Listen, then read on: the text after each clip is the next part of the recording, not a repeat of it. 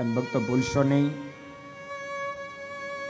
માણસના રૂપની જેટલી કિંમત નથી, માણસની અમીરાની જેટલી કિંમત નથી, માણસની બુદ્ધિની જેટલી કિંમત નથી, માણસની વિદ્વત્તાની જેટલી કિંમત નથી, માણસના હજારો ગુણોની જેટલી કિંમત નથી, જેટલી કિંમત જીવનની છે. યાદ રાખો, જીવનની કિંમત છે. દિવ્ય જીવન બનાવશો, નહીં વ્યસન, નહીં કુટેવ, નહીં કુલક્ષણ, એવા દિવ્ય જીવન જીવજો. યુવાનોને ખાસ ભલામણ કરું છું, એવા સરસ જીવન જીવજો, જે જીવન જોઈ જોઈ અને પોતાના જીવનની મોજ છૂટે એવા જીવન જીવશો. આજકાલ બાપ માણસના વસ્ત્રો સરસ થઈ ગયા છે, કપડા સરસ માણસ પહેરતો થઈ ગયો છે, પણ દેખાવમાં સરસ દેખાય છે. અને માણસ પણ સ્વયં સારો દેખાવા માટે જ રાત દાડો દાખલો કરે છે, સારો થવા માટે મહેનત નથી કરતો, સારો થવા માટે મહેનત નથી કરતો. બાપ તમે સારો થવા માટે મહેનત કરશો ને, પછી તમારા સારા દેખાવા માટે મહેનત નહીં કરવી પડે, સારા દેખાવા માટે મહેનત નહીં કરવી પડે.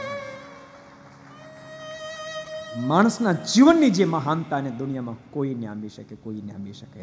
યુવાનો ખાસ તમારા ચારિત્ર પર ખૂબ ધ્યાન આપજો, ખૂબ ધ્યાન આપજો.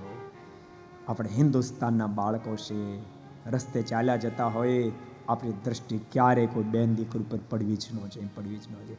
અને કદાચ કોઈ બેન દીકરી ઉપર દ્રષ્ટિ પડે એ સેકન્ડે અમારી બહેન છે, અમારી દીકરી છે, એ ભાવ પ્રગટવો જોઈએ, ભાવ પ્રગટવો છે.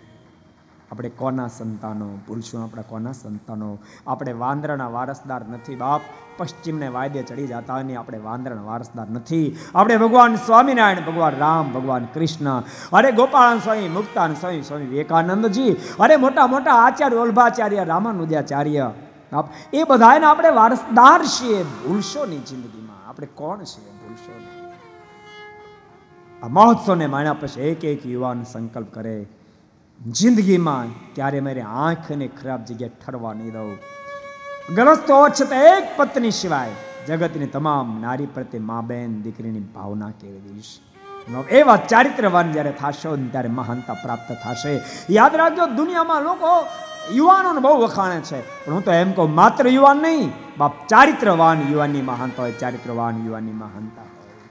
ખાલી યુવાન નહીં હોય, ભલે 22 વર્ષનો પણ 2 બોટલ ઠપકારી ગોથુલું ખાઈ ગઈ, એની શું કિંમત છે ભલામણ? શું કિંમત? ચારિત્રવાન યુવાનની કિંમત છે, માટે ચારિત્રવાન થશો. अगर ये वीडियो आपको पसंद आया हो तो लाइक करें और शेयर करना मत भूलिए. सब्सक्राइब करें सरदार कथा चैनल को और बेल आइकॉन पर क्लिक करना मत भूलिए लेटेस्ट वीडियो सबसे पहले पाने के लिए.